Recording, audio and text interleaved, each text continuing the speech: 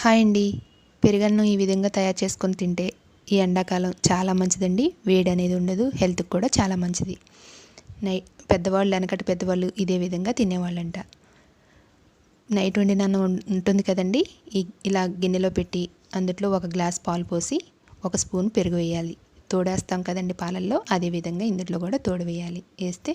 వేసి సన్నగా ఉల్లిపాయ కట్ చేసి ఈ విధంగా పెట్టాలి. ఒక 2 పచ్చిమిరపకాయలు కూడా కట్ చేసి పెట్టాలి. పెట్టి మూత పెట్టి పక్కన పెడితే తెల్లారిపాటికి చక్కగా తోడుకుంటుంది. చూడండి, చక్కగా తోడుకుంది కదా. ఇప్పుడు ఇందులో కొంచెం ఉప్పు, కొంచెం వాటర్ పోసి మంచిగా కలుపుకొని తింటే చాలా బాగుంటుందండి. చాలా మంచిది కూడా. నచ్చితే లైక్ చేయండి, షేర్ చేయండి, సబ్స్క్రైబ్ చేయండి, కామెంట్ చేయండి.